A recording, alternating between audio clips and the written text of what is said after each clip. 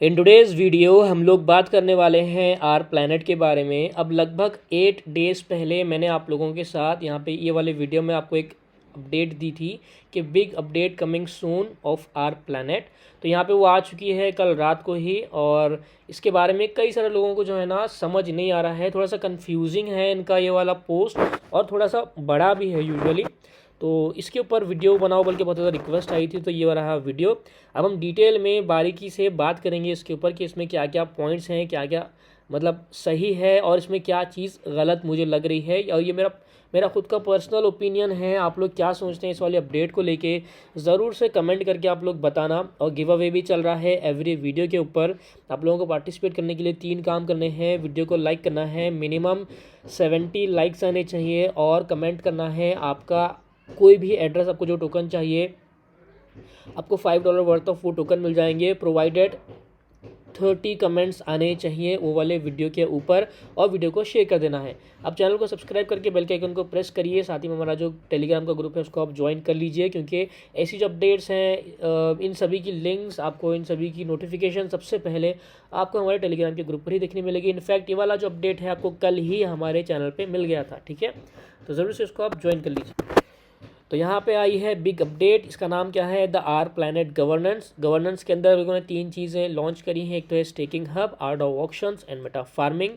अब जो big update है वो क्या है, मैंने आपको ऊपर बता दिया। गवर्नेंस ये लोग लॉन्च कर रहे हैं आर प्लैनेट मेटावर्स के अंदर। यहाँ पे 4 इनके पार्ट्स हैं। एक तो है आर प्लैनेट कॉन्क्वेस्ट, ये है real time military strategy NFT game, जहाँ पर हम लोगों को रोबोट्स को क्रिएट करना पड़ेगा और फाइट करनी पड़ेगी, अपने बेस को बचाना पड़ेगा। ये जो है आप टीम में भी कर सकते हैं, या फिर आप इंडिविजुअल भी प्ले करके अपने बेस को बचा सकते हैं। इंटर्न आपको NFTs मिलेंगे, टोकन्स मिलेंगे, और मिनरल्स भी मिलेंगे इफ़ यू विन। ओके, अब यहाँ पे नेक्स्ट है अल्कमी। ये तो अपने को पता ही है, ये लॉन्च हो चुका है fully. Laboratory, shop elements, land NFTs, minerals, mining, सब कुछ ही अपने को हो चुका है, ठीक है। मार्केट प्लेस आएगी जहाँ पर आप एथर के थ्रू इनके लैंड्स को बाई कर सकते हो, इनके NFTs बाई कर सकते हो, जो इनका रोबोट्स आएंगे उसको बाई कर सकते हो, और जो यहाँ पे इनका हीरो आएगा वो आप एलिमेंट्स पे इससे मतलब अपने मार्केट प्लेस से बाई कर सकते हो इन एथर। ओके, गवर्नेंस के अंदर staking hub, RDAO auctions and meta farming, ये चीज़ें अपने को समझने की है।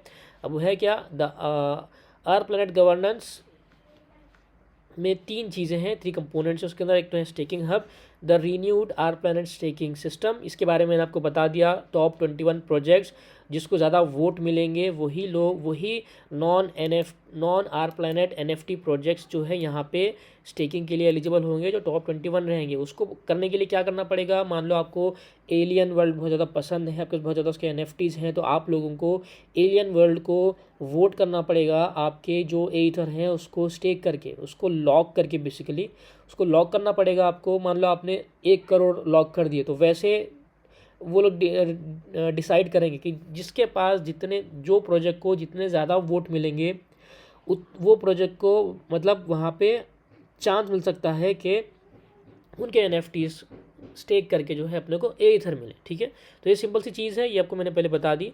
सेकंड जो है, ये अब लॉन्च हो रहा है the centre of the RDAO token distribution, RDAO auctions. Meta farming जो एक ऐसी चीज़ है जहाँ पे आप लिक्विडिटी प्रोवाइड कर सकते हो अपने, मेरे हिसाब में DeFi बॉक्स पर, और आपको पैसिवली मिलेगा। वहाँ पे क्या मिलेगा? मेरे हिसाब में आरडाओ मिलने वाला है, ठीक है।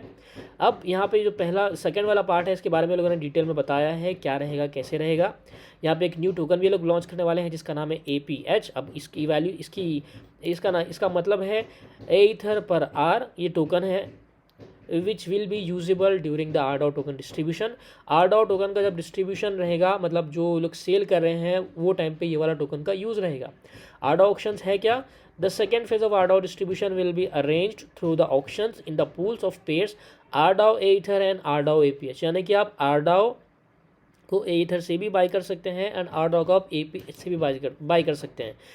These auctions are going to happen in parallel with each other on a daily basis। Parallel में होगा ये, ओके। अब यहाँ पे व्हाट इज APH बता रखा है, एथर पर R is a token of temporary usage. अब यहाँ पे सबसे बड़ी दिक्कत यही आती है कि ये टेम्पररी यूसेज के लिए है, शायद ये टोकन इसकी बात कोई यूज़ ना रहे अपने ये आरडाओ में जब हम पार्टिसिपेट करेंगे इसको बाय करने के लिए, तो टेम्पररी यूसेज के लिए है ये। सिंपल सी बात है, 1 टाइम यूसेज भी कह सकते हैं, और इसके बाद शायद इसका कोई यूज़ भी ना रहे इनके गेम में, which will be used only during RDAO distribution. हाँ, सिर्फ आरडाओ का जब डिस्ट्रीब्यूशन मतलब जो आरडाओ की सेल है जब उसके टाइम में ही टेम्प्रेरी इसको हम यूज़ कर सकते हैं। Thanks to the fact that APH RDAO pair will a separate auction, you will be able to get APH burning your NFTs। अब ये APH मिलेगा कैसे? हमारी जो हमने बहुत ज़्यादा पैसे इन्वेस्ट करके NFTs को बाय किया, रिक्स को बाय किया, एलिमेंट्स को बाय किया, उसको बर्न करने पर अपने को APH मिलेगा जिसका यूज़ ओनली आरडाओ डिस्ट्रीब्यूशन के टाइम पे है। तो ये सबसे घटिया मुझे अपडेट लगी इसकी, ठीक है। वो क्यों लगी मैं आपको बताता हूँ। The number of tokens you can get for the card will be equal to the mining power of that card, ठीक है। अगर मान लो आपके पास ये वाला कार्ड है एग्जांपल के लिए, इसके बाद अगर आपके पास 800 है तो आपको 800 APH मिल जाएगा। मतलब आप 800 जो है आरडाओ टोकन्स यहाँ से इस पर बाई कर सकते हो, राइट। और जो है ना सिर्फ 5000 RDAO tokens will be allocated to the pool of each auction for daily distribution. यानी कि मान लो आपने अपने NFTs को बर्न भी कर दिया है इतने में, मतलब ज़्यादा हाई प्राइजेस पे बाई करके, और उसके बाद अब प्राइस कम हो गई है, ठीक है, वो मान रहा हूँ। अगर आपने उसको बर्न कर दिया तो स्ट्रेट आपको लॉस हो जाएगा, राइट। और सिर्फ 5000 यहाँ पे आरडाओ हैं तो आपको आरडाओ मिलना भी बहुत ज़्यादा मुश्किल रहेगा, क्योंकि कई सारे लोग बैठे हैं लाइन में। 5000 आरडाओ है और APH होंगे मतलब हज़ारों में, तो आपको मिलना भी ये बहुत ज़्यादा मुश्किल की बात रहेगी, ठीक है। और अगर आपको मिल नहीं पाया तो ये आरडाओ का कुछ भी यूज़ नहीं, मतलब ये APH का आगे जाके। और ये जो ऑक्शंस हैं 21 वीक्स तक चलने वाले हैं, lots of time for everyone to take part, ठीक है। अब ये कैसा है, 1 period of the RDAO auction कैसे होगा बता रखा है लोगों ने, इसको आप जाके चेक कर सकते हो, ठीक है। 5000 ये 5000 ये पूल 1 में और पूल 2 में डेली बेसिस पे 5-5 हज़ार आरडाओ टोकन्स को ये लोग जो है सेल करेंगे इन अपना एथर एंड APH। 150 ऑक्शंस पूरे होने वाले हैं और इतने टोकन्स को ये लोग जो है सेल करेंगे या फिर सेल ही करेंगे बोलेंगे, ठीक है। अब स्टेकिंग हब क्या है, आर प्लैनेट स्टेकिंग 2.0 वो है, मैंने आपको सारा कुछ बता दिया, वो आप यहाँ पे चेक कर सकते हैं। अब यहाँ पे ये भी चीज़ चेंज हुई है जो इनका staking of native R planet NFTs है। क्यों? From the very beginning the Aether token has been the lifeblood of the R Planet Alchemy game, and during phase 1 its utility included experimenting in the laboratory and inventing new materials for the inhabitation of the our planet. Now that Aether has fulfilled its main purpose during the first phase, अब उसके बाद क्या करने वाले हैं, क्योंकि यहाँ पे इनका जो जो फेज़ 1 था जहाँ पे यूटिलिटी बहुत ज़्यादा थी एथर की, क्योंकि हम लोग को वहाँ पे न्यू अपने जो एलिमेंट्स हैं उसको एक्सपेरिमेंटिंग करते करते जो है वहाँ पे न्यू रेसिपीज़ क्रिएट करना था, न्यू एलिमेंट्स क्रिएट करना था, तो बहुत ज़्यादा यूज़ हो रहा था। लेकिन अब जो गेम का जो चीज़ है, मतलब जो गेम का आइडिया है टोटली ये लोगों ने चेंज कर दिया है। उसकी वजह से जो है ये लोग फेज़ 2 में आर प्लैनेट का जो जो कॉन्कर्स गेम लॉन्च होने वाला है उसमें इतने टोकन की ज़्यादा ज़रूरत नहीं रहेगी। तो इसके लिए लोगों ने टोकन की जो सप्लाई है अपनी वो ऑलमोस्ट 10x कम कर दी है। इतने टोकन्स थे पहले, तो यहाँ पे सिर्फ 1.5 ट्रिलियन टोकन्स ही ये लोगों ने यहाँ पे कर दिया है, ठीक है। अब इसके बाद हो क्या रहा है वो आपको मैं एक और चीज़ बताता हूँ। और यहाँ पे ये भी क्लियर कर रखा है, when the named quantity of token is extracted it's mining will stop for ever. यानी कि जब इतने टोकन सारे माइन हो जाएंगे और इसमें से मेरे हिसाब में 900 प्लस जो है ना मिलियन टोकन्स यहाँ पे ऑलरेडी माइंड हो चुके हैं, बहुत कम टोकन्स बचे हैं अब। और यहाँ पे इसके बाद जब ये सारा माइनिंग ख़त्म हो जाएगा, मतलब ये टोकन्स ख़त्म हो जाएंगे सप्लाई से, तो यहाँ पे इनकी जो ये माइनिंग है वो स्टॉप हो जाएगी फॉर एवर के लिए, क्योंकि जाहिर सी बात है टोकन्स बचेंगे नहीं तो माइन करेगा कोई क्या। अब यहाँ पे एक और ये लोगों ने बड़ी अपडेट इसमें दी है, आर प्लैनेट के जितने भी एलिमेंट्स हैं जो NFTs हैं वो लोगों ने साफ अपने को बता रखा था कि उसकी जो माइनिंग पावर है, जो मान लो एग्जांपल के लिए किसी की 5000 माइनिंग पावर है पर आर की, तो वो जो है ना वो एलिमेंट की वैल्यू वो लोग माइनिंग पावर कम कर देंगे। ये लोगों ने पहले अपने को साफ कर रखा था, यहाँ पे आप देख सकते हो, यहाँ पे we have stated that the mining values of our planet NFTs would not be nerfed. पहले ही बताया था कि कभी भी जो है इनकी वैल्यू माइनिंग पावर कम नहीं होगी आर प्लैनेट के खुद के NFTs की। लेकिन यहाँ पे अकॉर्डिंग टू आर कैलकुलेशन, उनके कैलकुलेशन के हिसाब से जो एथर निकल रहा है उतनी ज़्यादा एथर की ज़रूरत भी नहीं है। और प्राइस को स्टेबलाइज करने के लिए, प्राइस को कंट्रोल करने के लिए, प्राइस को मतलब ऊपर लेके जाने के लिए उनको ये डिसीजन लेना पड़ रहा है कि यहाँ पे ये लोग जो है इसकी नर्व कर देंगे वैल्यू। प्लस में यहाँ पे आपको अगर NFT आप 15 जो है फेब से पहले पहले बर्न करोगे तो आप लोगों को यहाँ पे ज़्यादा जो है इसकी वैल्यू मिलेगी अपने एपीएस। अब यहाँ पे मुझे सिर्फ एक ही चीज़ समझ नहीं आई, यहाँ पे ऊपर ये लोगों ने साफ लिख रखा है, देखिए यहाँ पे जितनी भी इसकी माइनिंग पावर रहेगी उतने यहाँ पे आपको जो है ना एपीएस मिल जाएगा। शायद ये सिर्फ रिक्स के साथ होता है।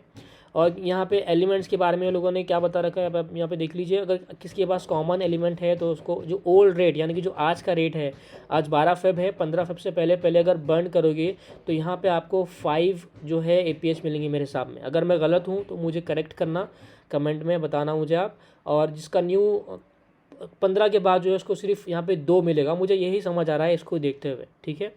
और जिसके पास अनकॉमन एनएफटी है, अनकॉमन एलिमेंट है, उसको 15 मिलेगा। सेम गोज विद जिसके पास मिथिक है उसको 500 मिलेगा। शायद 500 एपी अच्छी है, ये क्लियर यहाँ पे मुझे नहीं समझ आ रहा है। और यहाँ पे 15 के बाद सिर्फ उसका 25 मिलने वाला है, जो कि एक बहुत ज़्यादा मतलब गलत बात है। ये एग्जाम्पल के लिए आपको बताता हूँ मैं।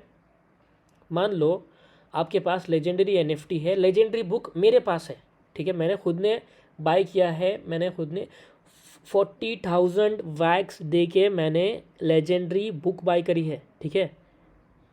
और कितने मैंने पैसे दिए उसके पीछे, 40,000 वैक्स। 40,000 वैक्स की वैल्यू कितनी होती है आप लोगों को पता ही है, राइट। अब यहाँ पे देखो 40,000 वैक्स की एनएफटी को बर्न करने पर मुझे 125 मिल रहा है।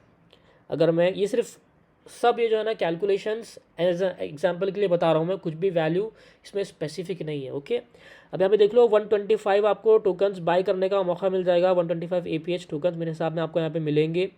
और अगर आप वैल्यू देखेंगे अपने किसकी, आरडाओ की, तो यहाँ पे मैंने कैलकुलेटर निकाल लिया है। मान लो आपने यहाँ पे बाय, आपको मिल गया मौका बाय करने का, ठीक है। 125 इंटू कितने मिलेंगे आपको टोकन्स, 125 टोकन मिल जाएंगे आपको मौका मिल गया, आपने बाय कर लिया, आपने बर्न को से एनएफटी करी, आपकी लेजेंडरी वाली बुक जिसमें 40,000 आपने वैक्स देके उसको बाय किया था। और साथ ही में यहाँ पे 120, उसके बदले आपको 125 आरडाओ मिल गए, ओके। अब आरडाओ की वैल्यू अब कितनी चल रही है, मेरे हिसाब में 8 चल रही होगी। 8 से मल्टीप्लाई करेंगे, कितने वैक्स आए आपको वापस, 1000 वैक्स। अगर आप इमीडिएट प्राइस पे सेल कर देंगे तो 1000 वैक्स आएगा। आपने लगाया कि मैंने, मेरे ऊपर देखते हैं, ठीक है, मैंने कितना लगाया था 40,000 वैक्स, मुझे वापस कितने आए आरडाओ के इसमें 1000 वैक्स अगर सेल करूँगा तो। अब चलिए, अब सपोज़ करते हैं इसकी वैल्यू चले जाती है 30 वैक्स, ओके। इतने वैक्स बन जाएंगे, मैंने कितने लगाए थे 40,000 वैक्स, अभी भी मेरी रिटर्न वापस नहीं आई। अब हम अज्यूम कर लेंगे 100 वैक्स एक आरडाओ का प्राइस चला जाएगा, तभी भी 12,500 वैक्स रिटर्न आ रहा है। यानी कि अगर एनएफटी को बर्न करेंगे हम AW अपने, इसका नाम क्या है, आरडाओ टोकन्स लेने के लिए, तो फॉर श्योर हम ऐसे क्या हम कर रहे हैं, जो लॉस है ना वो हम लॉस प्रॉपरली, मतलब फाइनली हम लॉस को वो बियर कर ली जैसा हो रहा, मतलब लॉस खा लिए जैसा हो रहा हूँ, सीधी सीधी बात है। अब आपके सामने कैलकुलेशन है, एग्जाम्पल के लिए बताया मैंने। और मैंने सही में बुक बाय करी है लेजेंडरी भी 40,000 वैक्स देके। अगर 100 वैक्स जाएगा प्राइस ईथर का अपने आरडाओ का, तो 125 टोकन्स यहाँ पे मिलेंगे सिर्फ, मतलब 12,500 वैक्स मिलेंगे। फिर भी यहाँ पे आधा भी पैसा मेरा इसमें से रिटर्न नहीं आया है। और 100 वैक्स जाना मेरे हिसाब में बहुत ज़्यादा मुश्किल बात है। अब यहाँ पे हाँ वो ये ऐसा ही होगा, क्योंकि अब देखो लेजेंडरी की जो माइनिंग पावर है वो है 20,000 ईथर पर आवर की। अब ऐसा तो नहीं है ना कि 20,000 अपने को वो एपीएस दे देंगे, क्योंकि डेली का सिर्फ माइनिंग पावर, डेली का जो वो लोग बेच रहे हैं 5,000 बेचेंगे सिर्फ आरडाओ टोकन्स, राइट। तो वहाँ पे वो दिक्कत आ रही है। अब ये मेरा पर्सनल ओपिनियन है, आप लोग खुद सोच सकते हैं, आप लोग खुद समझदार हैं, ठीक है। आरडाओ के ऊपर मैं देखा हमारे टेलीग्राम के ग्रुप में बहुत लोग बहुत ज़्यादा बुलिश हैं, ठीक है। मैं वही बताना चाह रहा हूँ आपको, अगर 100 वैक्स भी चला जाता है एक आरडाओ का price, which is not possible in the very beginning, फिर भी अपना रिटर्न यहाँ से नहीं आएगा वापस। तो एक हिसाब से सीधा सीधा जो है ना ये लोगों ने बहुत ज़्यादा मतलब पंगा कर दिया ऐसे एनएफटीज़ को ये करके, और सिर्फ 5 दिन का टाइम देके। अब देख ही लो, यहाँ पे आप 500 मिल रहा है, 125 मिल रहा है, उसके बाद अगर 16 के बाद करोगे तो यहाँ पे सिर्फ मिल जाएगा अपने को कितना, 15। और सबसे बड़ी दिक्कत भी ये है, अगर ये नहीं करता कोई तो माइनिंग पावर भी डिक्रीज़ करने वाले हैं एलिमेंट्स की। क्या पता 50% कर देंगे, पता 75% कर दें, क्योंकि सब डिपेंड करता है टीम के ऊपर। अब कोई कुछ बोल नहीं सकता, टीम जो करना है वो करके ही रहेगी, राइट। तो जिसने भी ज़्यादा एलिमेंट्स ले रखे हैं उनको बहुत ज़्यादा नुकसान है, इंक्लूडिंग मी। और यहाँ पे ये जो चेंजेस हैं रिस्क को अप्लाई नहीं होंगे, क्योंकि रिस्क की जो वैल्यू है माइनिंग करने की, उसके ऊपर माइनिंग की वैल्यू लिखी हुई होती है, तो वो उतना ही मिलेगा। इसीलिए रिस्क के जो प्राइजेस हैं ऑलमोस्ट 2x बढ़ गए हैं कल से आज तक। और यहाँ पे सिर्फ 5 दिन रहते हैं हमारे NFTs को एक्सचेंज करने के लिए ये वाले प्राइजेस पर, विच इज़ नॉट वर्थ मेरे हिसाब में। अब फाइनल कॉल आपका रहेगा। मैं आपको एग्जांपल देख के बताया हूँ कैसे कैसे हो सकता है। अब ऐसा तो है नहीं कि 1000 वैक्स चला जाएगा, एक आरडीओ की वैल्यू जाने को जा सकती है, क्रिप्टो है, कोई कुछ बोल नहीं सकता। लेकिन एक रियलिस्टिक टारगेट मैंने सोच के रखा, अगर 100 वैक्स भी जाता है तो तब भी जो रिटर्न है ना, आधा भी पैसा वापस नहीं आ रहा है हमारे जो हमने NFTs बाई करी थी उसका, वो यहाँ पे दिक्कत हो रही है। देखिए अब आप लोग भी खुद कैलकुलेशन करके देखिए। और बाकी मैं कोई ऐसा ये नहीं है, आर प्लैनेट से मुझे कोई लड़ाई नहीं है, आप लोगों को तो पता ही है मैं कितना इसकी तारीफ़ करता हूँ। लेकिन ये एक ही चीज़ मुझे सही नहीं लगी इसमें, ओके।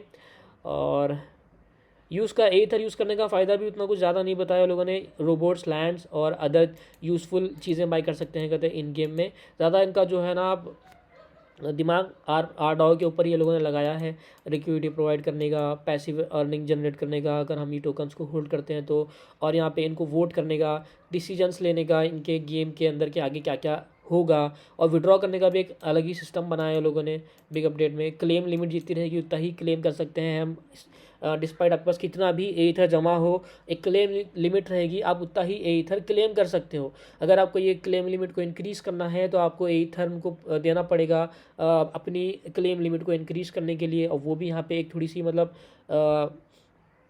चलो ये बात सही है, ज़्यादा डंप नहीं होगा। और सबसे अच्छी चीज़ सिर्फ ये एक ही है कि ये लोगों ने सप्लाई को कम कर दिया है।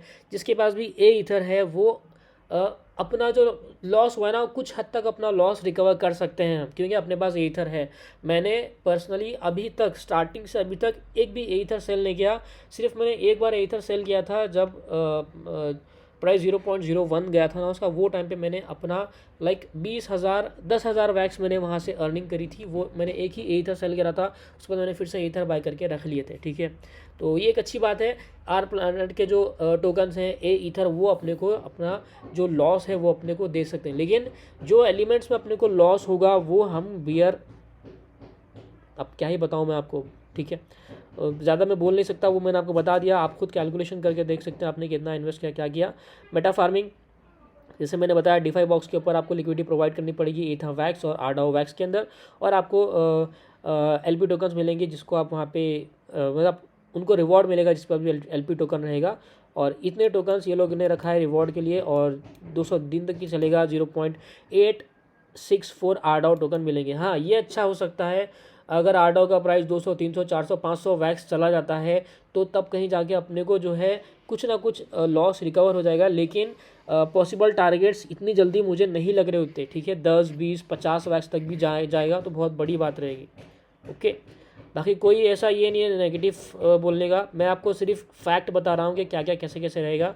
और यहाँ पे जिसके पास DeFi अपने आरडीओ टोकन जो होल्ड करेगा उनको वैक्स में भी रिवॉर्ड मिलेगा। 9 लाख वैक्स ये लोगों ने रखे हैं जो उनको फीस मिली है सिंपल एसेट्स के ऊपर, NFTs को लोगों ने जो ट्रेड किया उससे, और जो भी फॉर्मर सेल्स आएंगे उसके थ्रू, ठीक है यहाँ पे। और इनका जो इन्वेंटर का जो प्राइस है उसको भी ये लोगों ने 2x कर दिया है। बाकी इतनी सही चीज़ें हैं, स्टेकिंग है भी सारा कुछ यहाँ पे, आप इसको उतना कोई डिटेल का बात नहीं है, ठीक है। बाकी जो मेन चीज़ें थी मैंने आपको 3 चीज़ें समझा दी, होपफुली आपको समझ आ गया होगा। आपके जो भी व्यू पॉइंट्स हैं, आप जो भी सोचते हैं इसके बारे में, इस वाली अपडेट के बारे में, वो कमेंट करके मुझे ज़रूर से बताना। बाकी मेरे जो व्यू पॉइंट्स थे, मेरी जो पर्सनल खुद की ओपिनियन थी, वो मैंने आपको बता दी, ठीक है। मुझे एलिमेंट्स की एक ही बात बिल्कुल भी सही नहीं लगी, क्योंकि बहुत ज़्यादा पैसे दे के अपन ने वो उस एलिमेंट्स को बाई किया था। टीम ने उसका कोई मतलब ये नहीं देखा, वो लोगों को सिर्फ जो माइनिंग पावर है वो कम करनी है लोगों की, और एथर का जो प्रोडक्शन है वो कम कराना है।